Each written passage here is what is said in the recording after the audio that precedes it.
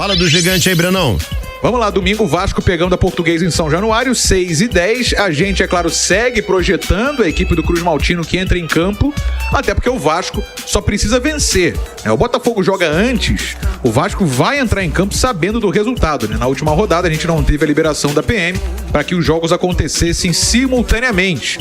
Então, clássico, 4 da tarde, Vasco e Portuguesa às 6h10, com casa cheia. Teremos casa lotada, todos os ingressos já foram vendidos para Vasco e Portuguesa. Até 4 mudanças na equipe. Na zaga, João Vitor voltando no lugar do Robert Rojas. O Rojas não tá 100% e o João Vitor volta depois da atuação que teve contra o Marcílio, atuação que agradou ao técnico Ramon Dias. No meio de campo, o Zé Gabriel tá suspenso.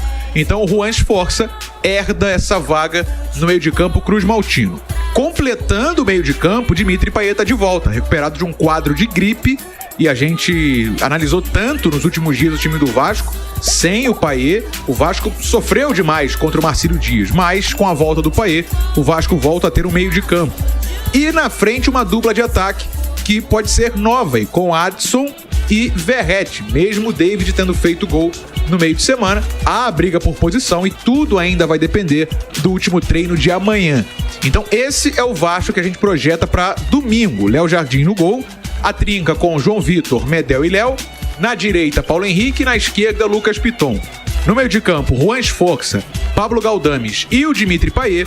E lá na frente, Adson e Verratti. É um provável Vasco que a gente coloca pro jogo do próximo domingo. Lembrando, mais uma vez, o Vasco só precisa vencer, independente do resultado do Botafogo contra o Fluminense, para confirmar a classificação para as semifinais do estadual. Se o Botafogo vencer, é claro, força o Vasco a vencer. Mas se não, até com uma derrota, o Vasco pode avançar para as semifinais do estadual. Essa é a preparação, ainda tem atividade de amanhã. No domingo, Vasco e Portuguesa às 6h10 em São Januário, meu parceiro Bruno Azevedo. Vasco, eu diria que é uma situação extremamente tranquila no que diz respeito à classificação. O Botafogo joga com o Fluminense às 4, o Vasco entra em campo depois em São Januário, jogando contra a Portuguesa, já sabendo o que tem que fazer ou não, né, Gabriel? Eu acho que o Vasco vai ter que se preocupar mais com, de repente, ganhar posições, terminar em terceiro, até em segundo ainda tem uma possibilidade pequena, do que propriamente se preocupar em ser eliminado ou não. Assim, eu não tô aqui desrespeitando o Botafogo, mas me parece que a rodada encaminhou muito a situação do Vasco, né? O Vasco vai jogar em casa, vai jogar numa situação realmente mais confortável.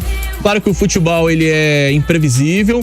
É bom a gente ter atenção no seguinte quadro. Se o Botafogo vence o Clássico, aí o Vasco entra um pouquinho mais pressionado. Mas nem acho que seja uma pressão tão assustadora assim. A Portuguesa, claro, é um adversário até competente, é um time até organizado. Mas imagino que o mínimo o Vasco vai fazer que é vencer o jogo em São Januário.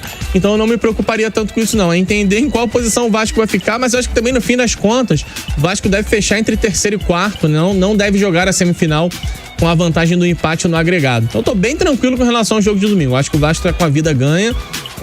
Terminar eliminado seria uma decepção muito grande. A questão do jogo do Vasco ser depois do Botafogo, aí já não entra, dependendo do resultado do jogo do Botafogo, aí já não vai entrar. Isso é péssimo, isso aí é muito ruim. Mas mas é a questão da polícia, né? É a questão da polícia. Demais. Esse ano o Vascão vai dar a volta por cima e o Matheus tá surpreendendo muito. O Matheus tá agradando a galera, hein? Tem entrado bem nos jogos, né? É claro que é cedo pra falar que vai ser um titular, que vai tomar conta de posição, mas um elenco, né? Um bom elenco. Ele é formado por bons titulares, por bons jogadores de banco de reservas. É um garoto, então não vai criar nenhum tipo de problema no ambiente ficando no banco. Vai aceitar bem essa situação. Tem me chamado a atenção, tem demonstrado personalidade, Matheus. Está chegando o fim da janela. Será que vem reforço pro Vascão? 777, ela dificulta um pouquinho esse processo, né?